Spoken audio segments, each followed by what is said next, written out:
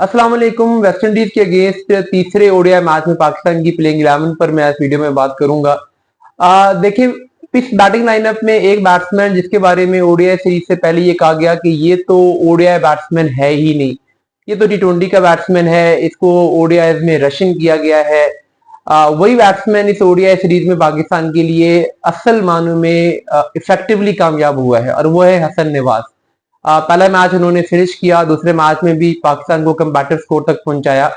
बाकी जो हमारे बैट्समैन हैं वो उस तरीके से डिलीवर नहीं कर पाए और अब शायद टीम मैनेजमेंट को, सिलेक्शन कमेटी को और हमारी जो क्रिकेटिंग कम्युनिटी है, थिंक टैंक है, उनको ये बात समझ लेनी चाहिए कि ओडीआई भी शायद अब उस तरीके से नहीं खेले जा रहे जैसे पहले खेले जाते थे। तो ओडीआई में भी अब टी20 बैटिंग का रंग आ रहा है और हसन नवाज जैसे और प्लेयर भी पाकिस्तान को ग्रूम करने पड़ेंगे। अब्दुल्ला शफीक साउथ अफ्रीका में जिस बुरे तरीके से फेल हुए थे, उसके बाद वो ड्रॉप हुए थे। अब वो लकी रहे कि उन्हें यहाँ पे चांस दिया गया।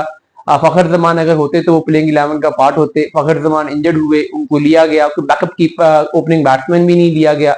तो उस लिहाज से अब फखर को चौके नहीं है तो अब्दुल्ला शफीक को तीसरा मैच मिल तो जाएगा, लेकिन जैसे उन्होंने दोनों मैचेस में अपनी विकेट थ्रो की हैं, बहुत मायूसी हुई है। अब्दुल्ला शफीक जैसे टैलेंट वाला प्लेयर अगर इस तरीके से विकेट थ्रो करेगा, अब उनके पास शायद ये आखिरी मैच है, अगर यहाँ पर भी परफॉर्म नहीं करेंगे तो फिर उनकी लंबे अरसे तक वापसी नजर नहीं आती, क्योंकि इसके बाद फिर साजिद फरहान लाइन में है और आगे जब भी पाकिस्तान ओडीआई खेला उनको चांस मिलेगा, अब्दुल्ला शफीक नहीं आ सकेंगे। तो उनके लिए अब डू और डाई है।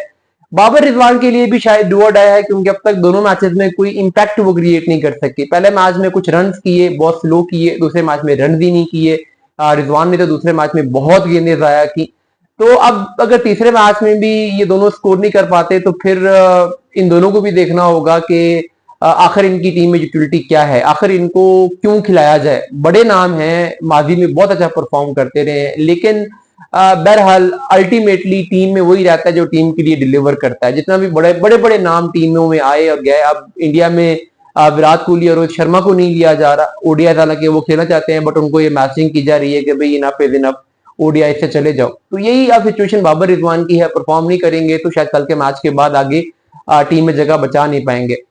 हुसैन तलत अच्छे प्रोस्पेक्ट के तौर पे सामने आए हैं ओडीआई में, जैसे उन्होंने बड़े ठंडे तरीके से बैटिंग की है ओडीआई में और रन भी किए हैं, स्ट्राइक रोटेट की है, गेंदें जाया नहीं की।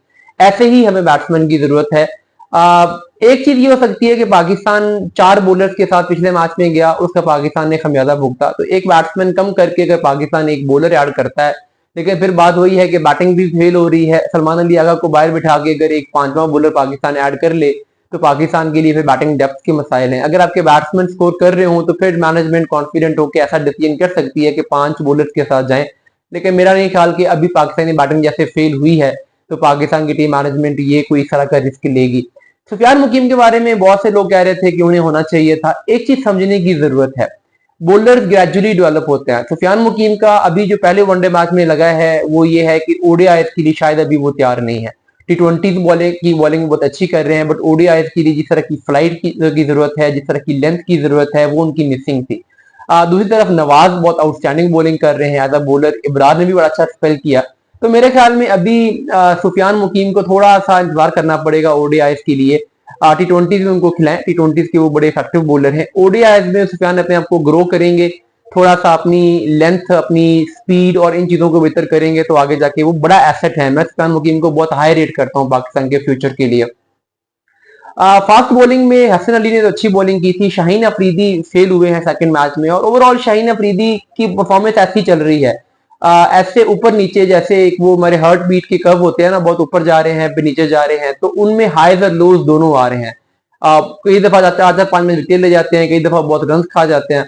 तो पाकिस्तान एक्सपेरिमेंट कर सकता है हारिस रऊफ को अगला मैच खिलाने का, लेकिन टीम मैनेजमेंट शायद सोचेगी कि नई बॉल के साथ विकेट चाहिए हैं, तो हारिस रऊफ नई बॉल के साथ इफेक्टिव नहीं है और 2 ही फास्ट बॉलर हैं, तो उसमें भी नई बॉल का बॉलर नहीं रहता। शायद ये सोच के शाहीन अफरीदी को चांस मिल जाएगा, हारिस रऊफ को नहीं मिलेगा। लेकिन मेरे ख्याल में रिवर्स स्विंग के जो ओवर्स हैं, अगर बारिश नहीं होती, अगर मौसम ड्राई होता है, तो फिर आखिरी 10 ओवर में हारिस रऊफ इन कंडीशन पे बहुत इफेक्टिव साबित हो सकते हैं।